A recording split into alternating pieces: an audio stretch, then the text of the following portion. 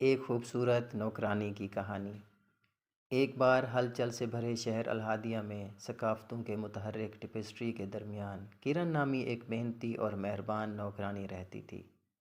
وہ ایک معمولی لیکن آرام دہ محلے میں رہتی تھی، جہاں اذان کی پرجش دھنوں نے ہوا بھر دی تھی اور مصالحوں کی خوشبو سمیٹتی گلیوں میں پھیلی ہوئی تھی۔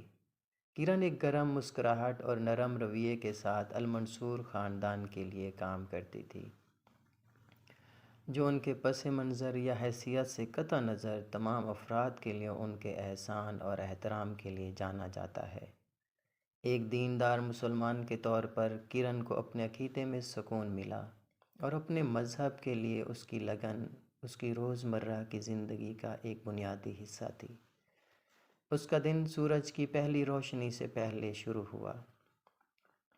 دعائیں مانگنا اور روحانی غذا حاصل کرنا غیر متزلزل عقیدت کے ساتھ اس نے المنصور کے گھر جانے سے پہلے اپنی صبح کی رسومات مکمل کی، جہاں ایک ملازمہ کے طور پر اس کا کام شروع ہوا۔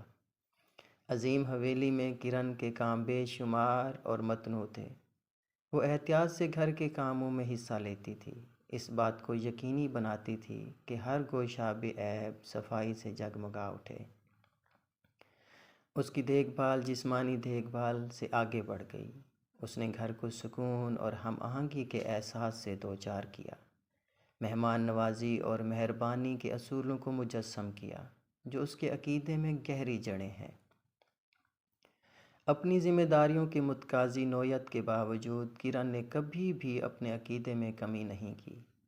اس نے اپنے فرائض کے درمیان بھی اپنی روحانیت کے ساتھ ان روابط کو برقرار رکھتے ہوئے دعائیں اور عکاسی کرنے کے لیے دن بھر کے لمحات پائے۔ المنصور خاندان نے کرن کو نہ صرف اس کی غیر معمولی کام کی اخلاقیات بلکہ اس کی حقیقی اور ہمدرد طبیعت کی وجہ سے بھی عزت بخشی۔ مسز المنصور نے کرن کی دانشمندی اور بصیرت کو سراہتے ہوئے اکثر ان معاملات پر ان سے مشورہ طلب کیا جو گھر سے باہر ہیں۔ کرن کی زندگی صرف ایک ملازمہ کے طور پر اس کے فرائض کے بارے میں نہیں تھی، وہ کہانی سنانے کا ہنر رکھتی تھی۔ شام کو اپنا کام مکمل ہونے کے بعد وہ المنصور خاندان کے افراد کو جمع کرتی اور اسلامی لوک داستانوں کی قدیم کہانیوں سے انہیں مسحور کرتی۔ اس کی کہانیوں نے امید، محبت اور استقامت کے پیغامات بنائے اور سننے والوں کے دلوں پر انمٹ نقوش چھوڑے۔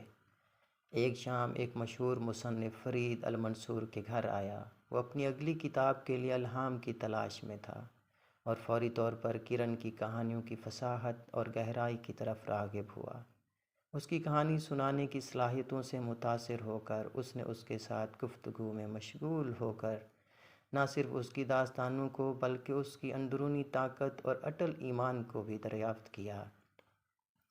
اس کی کہانیوں سے مسحور ہو کر اس کے خلوص سے متاثر ہوئے فرید نے ایک ایسی کتاب پر تعاون کرنے کی تجویز پیش کی جو کرن کی دلکش کہانیوں کو وسیع تر سامعین تک لے آئے۔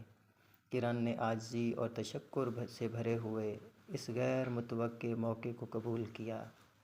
فرید اور کرن نے ایک ساتھ مل کر اپنی کہانیوں کا ایک مجموعہ تیار کیا، ہر ایک اسلامی ورثے اور ان میں موجود لازوال حکمت سے بھرپور ہے۔ یہ کتاب جلد ہی کرن کے عقیدے کی خوبصورتی اور شہر کی ثقافتی ٹیپسٹری کا ایک جشن مناتے ہوئے ایک قابل قدر ٹکڑا بن گئی۔ کرن کی کہانیاں دور دور تک پھیلی ہوئی ہیں، مختلف پس منظر سے تعلق رکھنے والے لوگوں کے دلوں کو چھوتی ہیں، اسلام کی بھرپور روایات کے لیے تفہیم اور تعریف کو فروغ دیتی ہیں۔ اس کی میراث صرف ایک عقیدت مند نوکرانی ہونے کے بارے میں نہیں تھی، بلکہ اس کے عقیدے کی سفیر بھی تھی جو کہانی سنانے کی طاقت کے ذریعے اتحاد اور ہمدردی کے پیغامات پھیلاتی تھی۔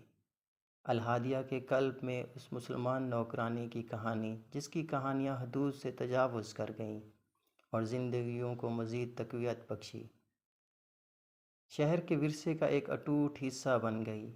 آنے والی نسلوں کے لیے اس کی قدر کی جاتی اور منائی جاتی ہے۔